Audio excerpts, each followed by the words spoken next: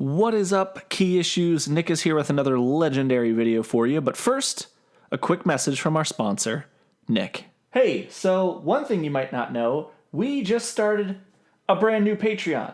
And one of the benefits of joining our Patreon is not only do you get to communicate with us directly about what videos you want to see, you also get entered into sweet giveaways. So this being an Ocean Master video, we figured let's start with an Ocean Master giveaway. So we're actually going to be giving away this Justice League Throne of Atlantis Orm action figure. If you want it, great. Join our Patreon. You'll have an equal opportunity to get it with all of our other Patreon supporters. And there's only a couple of them right now, so your chances are much better. Back to you, other Nick. Thanks, Nick. Today we're discussing Aquaman's fiercer, meaner younger brother, Orm. And if you're seeing him for the first time, you're probably thinking, his outfit is certainly cooler than Aquaman's. And you would be correct. It's pretty awesome. Like I said, Orm is Aquaman's younger brother and the son of Atlanta. No, not that Atlanta. The Queen of Atlantis, Atlanta. Orm was born after Atlanta had left her first son, Arthur, with his father on the surface world. Arthur, of course, going on to become Aquaman. Throughout the history of DC, including all the way back to pre-Crisis, Orm has always been the half-brother of Aquaman, and while their parents have changed throughout the years, Orm has always been a big part of Aquaman's origin story. But we're going to focus on the New 52 version, unless you really want to focus on the lame pirate version. No? You sure? Listen to this. Silver Age Orm didn't have any powers. He was just a dude wearing a suit that allowed him to operate underwater. That's basically Black Man, except dumber and without any laser eyes. Did I sell you on the New 52 version yet? Good, because that's the only one we're going to deal with. Orm is the middle child of Atlanta and Orvax Marius, captain of the guard and military commander of the Atlantean Navy. Orvax was an abusive father and would often abuse Atlanta in front of his children. Atlanta eventually snapped and murdered Orvax before going into hiding, leaving the throne to Orm. Much later, Vulko, the former advisor to the throne, accused Orm of killing Atlanta, but fails to produce any evidence and flees, like in a really bad underwater episode of SVU. Vulko is later confronted by Aquaman, who is searching for Atlantis at the time. Vulko explains Ocean Master's origins and tells him that Arthur is the rightful heir to Atlantis' throne and therefore must overthrow Orm.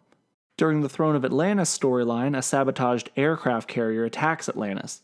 Believing it to be an attack by the surface, Orm leads an Atlantean soldier invasion of the carrier and wages war on the surface. Orm then arrives in Boston, attacking seafarers and demanding the presence of his brother Aquaman. Arthur confronts Orm and attempts to talk sense into him, but the two are interrupted by the Justice League. Aquaman attempts to defend his brother, refusing to have him face extradition, and Orm, justly electrocutes and then imprisons the Justice League within the abysmal plane, while he attempts to sink the city of Boston at the same time. The League eventually escapes and defeats Ocean Master, who they send to Belle Reve. Turns out, the entire thing was a plot by Vulko to force Arthur to retake the throne of Atlantis. Kind of a dick move. But luckily for the Master of Oceans, the crime syndicate attacks during Forever Evil, and he takes full advantage of this opportunity and escapes. On his way out, he inadvertently saves a woman named Erin and her son Tommy.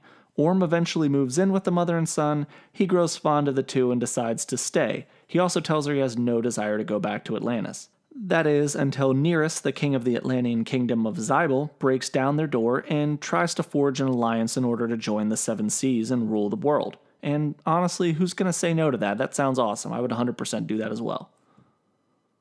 Now, in terms of powers, Orm has pretty similar powers to Aquaman. Orm has superhuman strength and speed due to his Atlantean physiology, and his strength is even enhanced a little bit further due to his royal lineage, much like Bronny James Jr. He's near invulnerability due to a lifetime spent in the crushing underwater pressures of the deep ocean, and he also has some of the sickest gear in the ocean. He has a magical trident that he can utilize to throw bolts of lightning, and a pretty bitchin' helmet that he uses in order to control water. Other than that, he's also a genius-level strategist, and he spent a lifetime training and commanding the Atlantean Navy, the strongest force on Earth. That is about it for Orm, and for this video. We hope you learned a lot about Ocean Master, and as always, if you did, tell a friend, or just lie and pretend that you knew it all along. But if you did learn something, please feel free to like and subscribe. We would really appreciate it. This has been Nick from Key Issues, and remember the motto, comics over everything.